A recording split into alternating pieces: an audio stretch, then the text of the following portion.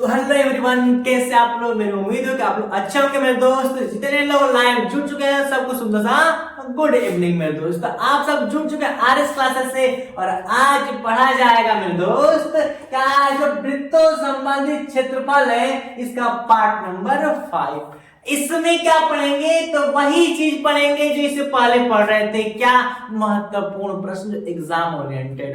Clear मेरे दोस्त, आई बात की नहीं समझ में। तो आज हम लोग स्टार्ट करेंगे प्रश्न फर्स्ट और सेकेंड, थर्ड और फोर्थ पढ़ेंगे। क्लियर, हालांकि और भी पढ़ सकते हैं, कोई जरूरी नहीं है कम पढ़ेंगे। क्लियर, ज्यादा पढ़ेंगे अच्छे से। क्लियर, तो सब लोग को ज्यादा से ज्यादा सब लोग शेयर को लाइक कर दो, सेशन में क्या कर दो, शेयर भी कर दो। क्लियर, उसके बाद सेशन चालू करते हैं। तो आगे देखिए। तो मेरे दोस्त, हालांकि इसके बारे में ज्यादा चर्चा करना जरूरी नहीं है क्योंकि इसका पहले हम अच्छे तरीके से पार्ट 1 बता रखे हैं, पूरा जानकारी क्लियर कर दी है। क्लियर, तो सवाल से शुरू किया जाए। तो लिखा है कि चित्र में त्रिज्या खंड OAB का ध्यान रखना।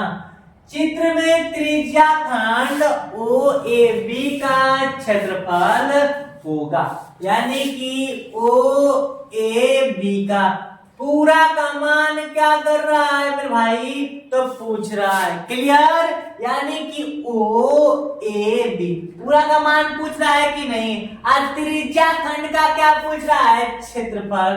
तो अब बताइए सॉल्यूशन करने वाले हैं कि नहीं। ये प्रश्न कैसा है, लिखित है, तो विधिवत तरीके से और अच्छे तरीके से क्वेश्चनों को हम लोग सॉल्व करेंगे। क्लियर, तो क्या पूछा है, त्रिज्या खंड का क्षेत्रफल पूछा है। लिखेंगे पहले तो हम लोग को ये पता होनी चाहिए कि त्रिज्या खंड का जो क्षेत्रफल होता है इसके लिए सूत्र कौन प्रयोग होता है। तो इसके लिए सूत्र प्रयोग होती है, बता रखे हैं कि थीटा बटा में 360 और क्या होता है पाई आर स्क्वायर। तो अब हमको बताइए सवाल सॉल्व करने के लिए एक थीटा का मान चाहिए। थीटा यानी कि कोण कितना दे रखा है, 30 डिग्री दे रखा है, तो 30 डिग्री होगी। क्लियर, उसके बाद पाई की जगह 22/7 रख देंगे और आर की जगह रेडियस त्रिज्या कितना दे रखा है, 4 दे रखा है। और किसी चीज की आवश्यकता है नहीं, और दोनों चीज दे रखा है। क्लियर, तो अब जो फॉर्मूला है उस पर रख देते हैं।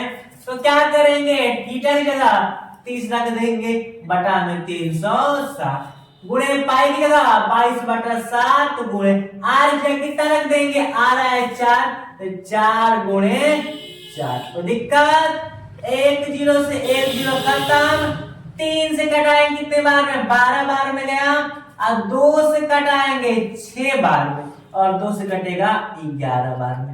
क्लियर, आई बात की नहीं समझ में। उसके बाद इसको 2 से कटा देंगे 3 बार में, इसको कटा देंगे 2 से कितने बार में भाई, तो 2 बार में गया। क्लियर, 2 दूना के 4। तो अब हम लोग को क्या दिख रहा है, यानी कि 4 दूना के 8 और 11 में 8 गुणा करेंगे 88 हो गया।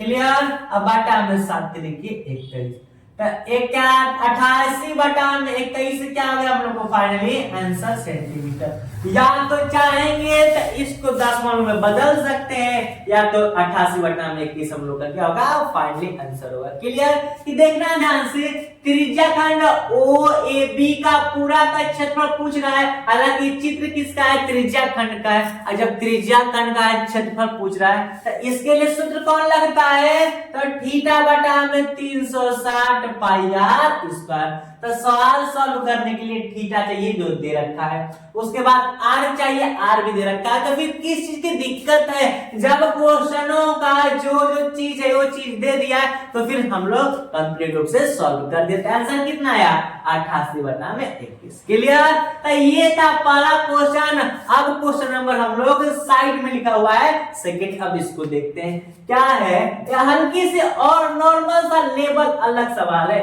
लिखा है कि 2 वृत्तों का व्यास का अनुपात क्या है मेरे दोस्त, 4:9 है। क्लियर, तो वृत्तों की परिधि का अनुपात होगा। क्लियर, यानी कि वृत्तों का व्यास। तो सॉल्यूशन देखिए ध्यान से, सॉल्यूशन एक छोटा वृत्त है, इसका अनुपात इसका कितना है इसके व्यासों का अनुपात, सॉरी व्यास का अनुपात कितना है, इसका व्यास 4 है और एक बड़ा सा वृत्त है, इसका व्यास कितना है 9 है, तो इसी को 4:9 लिखा है। क्लियर, आई बात की नहीं समझ में? तो कहा है कि दो वृत्तों के व्यास का अनुपात, तो व्यास का अनुपात यानी कि बताइए, तो ये D1 हो गया और ये D2। अब मन में चल रहा होगा सर D1 और D2 क्या लिखे, D का मतलब होता है डायमीटर यानी कि व्यास पहला और व्यास दूसरा। क्लियर, आई बात की नहीं समझ में? आई बात की नहीं समझ में दोस्त? अब देखो ध्यान से, पूछा है वृत्तों की परिधि, तब वृत्त की परिधि बराबर क्या होगा, वृत्त की परिधि बराबर क्या होता है 2πr, कुछ और होता है?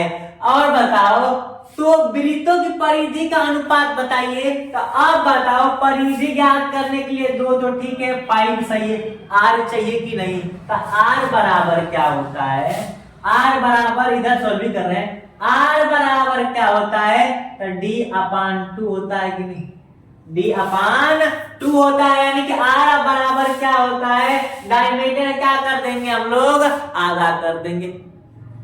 क्लियर, जो हम लोग का त्रिज्या होती है, व्यास क्या होती है, आधा होती है। क्लियर, आई बात की नहीं समझ में? अब बताओ, तो D बराबर, अब आती है कि नहीं? तो अब बताओ जो D है त्रिज्या का 2 गुना हुआ कि नहीं? जो डायमीटर होता है त्रिज्या का क्या होता है, 2 गुना होता है। क्लियर, आई बात को ध्यान से, कंसेप्चुअल बात है। हालांकि आर चाहिए और जो डी होता है आर का क्या होता है, 2 गुना होता है। तो एक मिनट छोड़ो, तो D1 D2 हो गया। तो अब बताओ 2πr/2πr लिखेंगे कि नहीं? क्यों लिखेंगे भाई? क्योंकि वृत्त की परिधि R1 हो गया, R2। क्यों? क्योंकि जब दो वृत्त है तो D1 D2 हुआ था, तो R1 R2 नहीं होगा। क्यों नहीं होगा? क्यों होगा? इसलिए होगा कि क्यों मेरे भाई वृत्त तो अलग अलग है कि नहीं, तो ये R1 और ये R2। तो अब बताओ D की जगह क्या लिख सकते हैं, 2R लिख सकते हैं कि नहीं? क्यों लिख सकते हैं मेरे भाई? क्योंकि जो व्यास होता है त्रिज्या के 2 गुना होता है। क्लियर, तो अब देखो ध्यान से, अब बात यहाँ पर बनी है कि इसको चाहेंगे तो हम लोग क्या लिख सकते हैं, ये हम लोग D1 = 2R और एक हम लोग बनाएंगे D2 = 2R बनेगा, है कि नहीं? तो अब एक चीज हमारे यहाँ ये समझो मेरे भाई कि ये ध्यान दो कि 2πr है कि नहीं, 2πr1 है और यहाँ पर क्या है 2πr2 है। तो अब बताओ हम लोग को किससे किससे क्या कट रहा है? तो अब ध्यान देना ये कि हम लोग का यहाँ पर पाई से पाई खत्म कर दें तो हम लोग का क्या बचेगा, 2r1 बटा में 2r2। तो अब बताओ 2r1, अब ये बताओ ये 2r, ये भी 2r ही है, तो D1 की जगह 2r है और D2 की जगह भी 2r है कि नहीं? तो R1 R2 यानी कि ये वाला R1 है, ये R2 है। तो अब बताओ R1 की जगह D1 और D1 की जगह कितना है, 4 है, ऊपर वाला हम लोग को 4 हो गया। हम लोग का R2 यानी कि D2 और D2 की क्या है, 9 है, तो 9 लिख देंगे, 4:9 हो गया, है कि नहीं? आई बात की नहीं समझ में? देख लो क्या बात थी, इतनी नॉर्मल सी बात थी। तो अनुपात कितना होगा, जब दो वृत्तों का व्यास का अनुपात 4:9 है तो वृत्तों की परिधि का अनुपात क्या होगा? तो अब बताओ जब वृत्त का व्यास 4/9 है तो परिधि भी उसकी कितनी होगी, 4/9 होगी। 4/9 यानी 4:9 होगी, क्योंकि कोई डिफरेंस होगा ही नहीं, कटा के छोटा हो जाएगा तो फिर 4/9 है। तो वही माने 4 है 9 है, तो वृत्त परिधि 2πr हो गया, तो ये R1 हो गया, R2 हो गया। और D1 D2 है कि नहीं? D1 4 है, D2 है। तो अब D को डायमीटर जो होगा व्यास का 2 गुना होता है कि नहीं, यानी कि जो व्यास होती है तो त्रिज्या का 2 गुना होता है, सॉरी क्या जी, व्यास होती है त्रिज्या का 2 गुना होता है, त्रिज्या का 2 गुना व्यास है। 2r1 = D1 और 2r2 = D2 यानी कि इसके लिए है कि नहीं? तब बताओ 2r1 और 2r2 कर दिए। क्लियर, तब पाई से पाई खत्म कर दिए, 2r1 और 2r2। अब बताओ 2r1 की जगह क्या था, 2r1 की जगह D1 था, D1 की जगह क्या था, 4 था। 2r2 D2 था, D2 क्या है, 9 है, तो 9 ले दें, 4/9 जब बदले हैं तो 4/9 है। क्लियर? आई बात की नहीं समझ, इतनी नॉर्मल सी बात थी। ये था हम लोग का क्वेश्चन नंबर 2। हालांकि आप मुझे उम्मीद है कि आप लोग एकदम अच्छे तरीके समझ में आया होगा। कंफर्म मेरे भाई? तो आ गया तो ज्यादा समय नहीं लेते, अब क्वेश्चन नंबर 3 की तरफ बढ़े ना। हाँ मेरे दोस्त बढ़ेंगे, लेकिन सब सेशन को लाइक कर दो, लाइक कर दो, तब मजा आएगा पढ़ने में दोस्त। अब क्वेश्चन नंबर 3 की तरफ बढ़ते हैं आगे। अब मेरे दोस्त क्वेश्चन नंबर 3 और 4 देखते हैं। हालांकि ये भी क्वेश्चन उससे हल्की सी अधिक लेवल के, ज्यादा लेवल की नहीं, घबराने की बिल्कुल बात नहीं है, समझ में नहीं। और सब लोग बात थोड़ा कम, काम ज्यादा करो, समझ में नहीं। लाइव चैट देख रहे हैं, बहुत बात कर रहे हो तुम लोग, ठीक है? तो क्या है कि यदि 14 सेंटीमीटर, क्वेश्चन था ध्यान देना, देखना कि यदि 14 सेंटीमीटर त्रिज्या के एक वृत्त के त्रिज्या खंड का क्षेत्रफल 154 सेंटीमीटर स्क्वायर है, तो त्रिज्या खंड का कोण बताइए। क्या मैं तो ध्यान देना पहली बात तो पहली बात, यदि 14 सेंटीमीटर त्रिज्या, आर का मान हल में, आर का मान 14 सेंटीमीटर, कोई दिक्कत? एक वृत्त का त्रिज्या खंड का क्षेत्रफल, अब 1 मिनट, त्रिज्या खंड का क्षेत्रफल, त्रिज्या खंड का क्षेत्रफल कितना दे दिया? 154। अब हमको ये बताओ, त्रिज्या खंड का क्षेत्रफल 154 दे दिया है। हालांकि त्रिज्या खंड का क्षेत्र होता क्या है? थीटा बटा में 360 अब पाई आर स्क्वायर इक्वल टू 154। आई बात समझ में? इसके बराबर है। तो अब बताओ किसका मान पूछ रहा है? देखो थीटा का मान इधर ही पहले कर दे रहे हैं, तो थीटा के जगह कुछ दिया है नहीं दिया है? 360, पाई की जगह 22/7 हो गया। अब बताओ गुणे आर की जगह कितना रख देंगे? 14 गुणे 14 इक्वल टू 154। कंफर्म हो गया?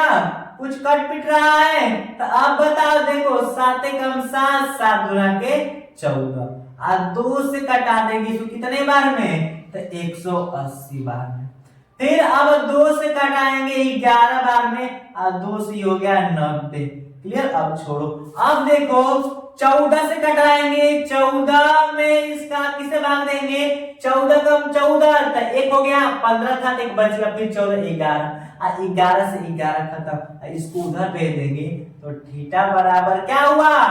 90 ही ना बचा मेरे दोस्त, भाग में तो गुणा में चल जाएगा। तो थीटा की जगह कितना आया? तो थीटा की जगह 90। तो कहा था ना कि त्रिज्या खंड का कोण का मान होगा, कोण होगा तो कितने अंश होगा? 90 डिग्री। आई बात समझ में? देखना ध्यान से क्या दिया है, तो आर दे दिया था, त्रिज्या खंड का क्षेत्रफल दे दिया था, अब कोण का मान दे रहा था, और हर बार हम लोग का आर दे रहा था और थीटा दे रहा था, त्रिज्या खंड का क्षेत्रफल पूछ रहा था। इस बार त्रिज्या खंड का क्षेत्रफल देके थीटा का मान पूछ लिया, कोनो दिक्कत नहीं, समझ में आ गई कि नहीं क्या प्रोसेस लगेगा? क्लियर? तो ये था हम लोग का 3rd क्वेश्चन, एकदम इजी। क्लियर? तो हल्की अधिक लेवल की सवाल देखते हैं कि ये क्या कर रही है। लिखा है चौथा, क्या लिखा है मेरे दोस्त? कि 6 सेमी त्रिज्या के एक वृत्त का एक चाप केंद्र पर 30 अंश का कोण आंतरित करता है, तो संगत कोण की, संगत चाप की माप होगी। यानी कह रहा है सबसे पहले तो एक त्रिज्या है 6 सेंटीमीटर का। क्लियर? एक चाप के तो चाप काटेंगे तो ऐसे ही बनेगा। आंतरिक कोण कितना हो रहा है? 30 डिग्री हो रहा है, तो संगत चाप की माप हो, यानी पूरा का मान पूछ रहा है, पूरा का मान, यानी कि पूरा का लंबाई पूछ रहा है कि नहीं? लंबाई, लेंथ। तो लेंथ के लिए कौन सा सूत्र लगता है? तो बता दिए कि की त्रिज्या करनी जो चाप की लंबाई है, इसके लिए सूत्र लगा था, यानी कि माप बराबर, तो माप के लिए सूत्र लगा था थीटा बटा में 360 और 2 पाई। कुछ और था नहीं ना मेरे दोस्त? तो यही था। क्लियर? तो थीटा की जगह क्या लिख देंगे? 30 दिया है तो 30 लिख देंगे बटा में 360 गुणे, और 2 को 2, पाई को चलो 22/7 लिख दिए, और आर कितना दे रखा है? तो आर हम लोग का 6 दिया है तो 6 लिख देंगे। आई समझ में? 0 से 0 उड़िया दिए, और 3 से 12 3 36 12 बार में, और 2 कम 2 2 6 12, 6 6 से कैंसिल, क्या बचा? 22/7। या तो 22/7 लिख सकते हैं, या तो चाहेंगे इसकी जगह पे क्या लिख सकते हैं, पाई। क्या लिख सकते हैं, पाई। क्लियर? क्योंकि पाई जब 22/7 रखे तो सिंपल से बात, जब कटवे नहीं किया तो हम लोग क्या लिख देते हैं, तो ऑटोमेटिक हम लोग लिख देते हैं पाई। आई बात समझ में? तो ये था हम लोग चौथा क्वेश्चन, एकदम इजी। देखो ध्यान से क्या दे रहा है, क्या क्या ऐसे सवालों में सबसे पहले काम करते हैं कि देखते हैं कि क्या क्या दिया है और क्या पूछ रहा है। क्लियर? यही सवाल इसमें भी किया था, यानी कि पहले हम लोग घबराते कि ये क्या करते, नहीं, पहले लिखो सूत्र, और सूत्र में देखो कि क्या क्या दिया और क्या पूछ रहा है, और कुछ नहीं है मेरे दोस्त। और ये सेशन वृत्त संबंधित क्षेत्रफल का आखिरी टॉपिक था। इस समय हम लोग महत्वपूर्ण सवाल पढ़ लिए। क्लियर? कल बहुविकल्प, परसों वाले बहुविकल्प भी पढ़े थे, और आज वाला कौन सा है, कल और आज वाला लिखित था। कंफर्म मेरे दोस्त? इस सेशन को यहीं तक रखते हैं। हालांकि जहां तक उम्मीद है कि जितने सेशन चले अभी तक सबको समझ में आ गया मेरे दोस्त। हालांकि बता दें, अब ये 2024 वाले जितने बच्चे थे, हालांकि अब पेपर देंगे 25 में, और जो 25 के बच्चे जो 25 में 10 में गए हैं, उनके लिए 2026 के लिए आ रहा है एकदम खतरनाक है, डेंजर बैच लेकर आ रहे हैं मेरे दोस्त। 10 फरवरी से उन लोगों का बैच स्टार्ट है। क्लियर? आई बात समझ में? तो जो जितने लोग नए सेशन है, और बता दें कि ऑनलाइन इंग्लिश पढ़ाया जाएगा, ऑफलाइन हिंदी, और 20 मार्च से एक और बैच स्टार्ट करेंगे, उसमें मैथ और साइंस पढ़ाया जाएगा। क्लियर? आई बात की नहीं समझ में? और उसमें वही चीज पढ़ाया जाएगा जो एग्जाम ओरिएंटेड है, कुछ नहीं एक्स्ट्रा, कुछ नहीं। ये उन बच्चों के लिए जो 2025 में हाई स्कूल में गए हैं, इंटर किए अभी। अब जो 25 में है वो नहीं, अब वो तो 26, वो तब जाएंगे 11th क्लास में पेपर देने के बाद। लेकिन जो अब इंटर की, उनके लिए 10 फरवरी से। क्लियर? तो शाम 7 से नहीं होगा, जो चलेगा मेरे दोस्त, तो इंग्लिश का चलेगा, वो हम लोग का 8 बजे से लाइव होगा। क्लियर? हालांकि 9 वाले भी 7 से 8 पढ़ेंगे, 8 से 9 वो लोग पढ़ लेंगे। क्लियर? हालांकि उम्मीद हो कि आप लोग को इतना अच्छे समझ में आ गया। तो जितने लोग बच्चे अपने दोस्तों को बोल दो कि 10 तारीख से नया बैच प्रारंभ होने वाला है आरएस क्लासेस में, और न्यू बैच। क्लियर? योद्धा बैच ही नाम रख देंगे, जल्द उसका नामकरण, कल सिलेबस डिस्कस भी कर देंगे, और अच्छे तरीके से। कंफर्म? तो इस सेशन को यहीं तक, और जो कल का टॉपिक रहेगा 12वां लेसन पढ़ेंगे मेरे दोस्त। और वो कौन सा? हालांकि 12 ही पढ़ेंगे, 13 14 पढ़ा रखे आप लोग को। वो अंतिम चैप्टर रहेगा, उस चैप्टर का नाम है शायद पृष्ठीय क्षेत्रफल और आयतन, कुछ ऐसे करके, कुछ ऐसे नहीं है ही यही मेरे दोस्त। क्लियर? आई बात की नहीं समझ में? तो उसकी चर्चा करेंगे। क्लियर? तो इस सेशन को यहीं तक रखते हैं, मिलते हैं अगले एपिसोड में। थैंक्स फॉर वॉचिंग, जय हिंद, बाय बाय।